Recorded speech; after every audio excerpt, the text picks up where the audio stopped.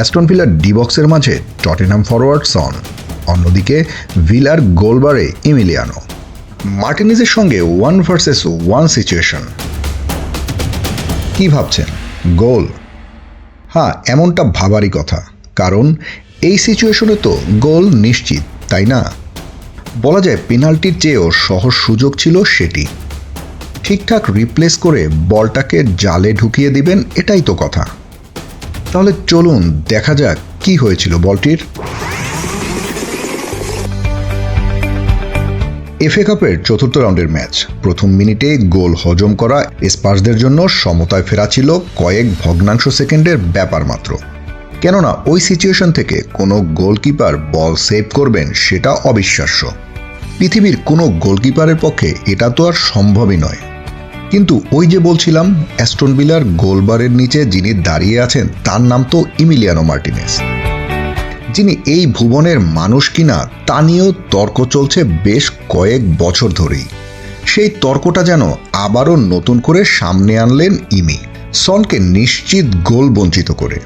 সনের ডান পায়ের ঠিকঠাক রিপ্লেসমেন্ট বলের গন্তব্য ছিল জালের দিকে, কিন্তু দু হাত প্রসারিত করে ঝাঁপ দিয়েছেন মার্টিনেজ। চুম্বকের মতো বলকে তালুবন্দি করে নিলেন ইমি।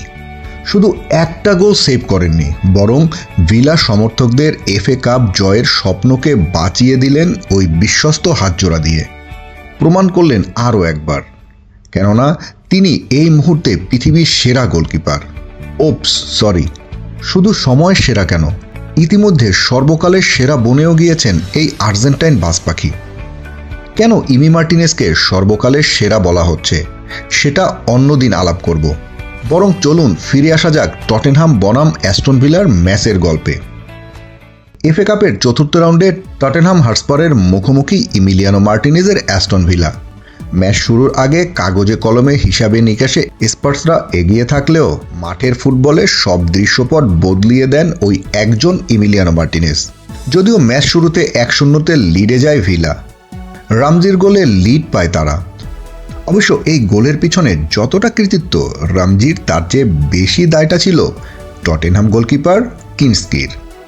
রজার্সের বাড়ানো বল বাঁ প্রান্ত থেকে এগিয়ে গিয়ে ভিলার বক্সে ঢুকে রামজি দ্বিতীয় পোস্ট টার্গেট করে নেন বাঁ পায়ের জোরালো শট। সে বল সেভ করতে ঝাঁপিয়ে পড়েন কিনক্সি, কিন্তু হিতের বিপরীতে তার হাতে লেগে বল চলে যায় জালে। ম্যাচে লিড পান উনাই এমেরির ছেলেরা। তবে এরপর ম্যাচে ফেরার জন্য মরিয়া হয়ে ওঠেন টটেনহাম। একের পর এক আক্রমণ করতে থাকে পোস্টে কোগলোয়ের শিষ্যরা, কিন্তু প্রতিবারই তাদের থেমে যেতে হয় ওই মার্টিনেজের কাছে। আর ম্যাচের 23 মিনিটে সনের নিশ্চিত গোল ঠেকিয়ে দেন মার্টিনেজ, আর জন্ম দেন অবিশ্বাস্য সেই গল্পের। ইমির কল্যাণী এফএ কাপে জয়ের স্বপ্ন টিকে থাকে ভিলা পার্কের। আর বিরতি থেকে ফিরে এসে টটেনহামের কফিনে দ্বিতীয় প্যারেক ঢুকিয়ে দেন রজার্স। 2-0 লিডে ততক্ষণে ম্যাচ নিজেদের করে নেন অ্যাস্টন ভিলা। যোগ হওয়া মিনিটে গোল করে টটেনহাম, তবে টেলের করা সে গোল ব্যবধানই কমিয়েছে মাত্র। Team sports news desk.